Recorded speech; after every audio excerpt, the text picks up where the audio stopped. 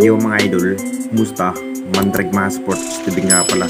Ating pag-usapan, Barangay Nibra, Justin Brownlee, naghalimaw laban sa Northport Batang Pier Game 5 semifinals. Pero bago nung nga yan, kung bago pa sa aking channel, huwag mong kalimutan na subscribe at i-click ang notification bell para like kang updated sa ating dito sa upload natin. So nagaganap na nga rin ang naging laban ng ating Barangay Nibra versus Northport Batang Pier mga idol.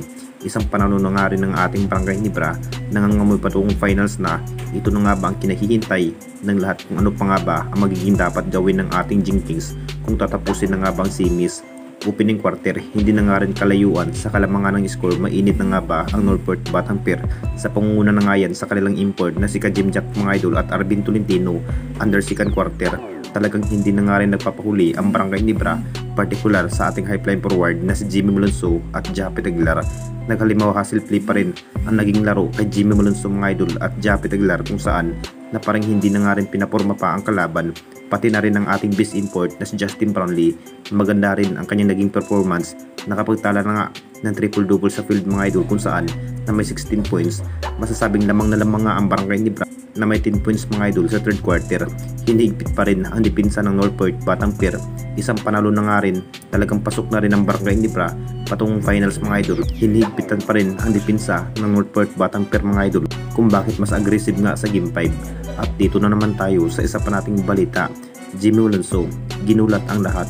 Alam na natin lahat mga idol, munti ka na rin na injury ang nasabing highline forward na si Jimmy Malonzo mga idol, kung bakit todo buhat rin ang kanyang naging ipinikitang laro. Masasabing grabing laban nga ang naging ipinikitang laban, kung bakit nabibigyan na rin itong si Jimmy Malonzo ng mahabang playing time. Naging impact na rin sa bawat outside shooting, kung bakit napapalakas nga sa opensiba ang Barangay Nibra. Magandang kombinasyon na nga rin ang naging laro ni RJ Abarientos, kung bakit nahihirapan pa rin sa game 5 ang Northport Batang Pier.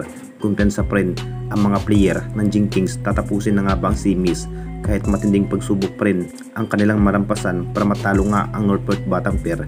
Kung titignan natin lahat mga idol, na parang naiiba nga ang naging bawat kilos ng Northport Batang Pier kaysa nung unang mga idol. Ginulat pa rin ni Jimmy Malonzo hanggang dulo dahil sa energetic at pati na rin ang big man na si Japet Aguilar. Tudubuhat rin ang kanyang ipinikitang magandang laban. Posterize pa rin ang inabot ng Northport Batang Pier. Gandang laban nga ang naging laro sa game 5. Intense pa rin ang bakbakan. Nagbabalik muli ang naging laro sa highline forward na si Jimmy Malonzo. Kahit mahigpit nga sa depensa ang Northport Batang Pier sa fourth quarter, na palang malapinas nga ang laban, mainit sa outside shooting ang Barangay Nibra, partikular sa ating best import na si Justin Brownlee at Jimmy Malonzo.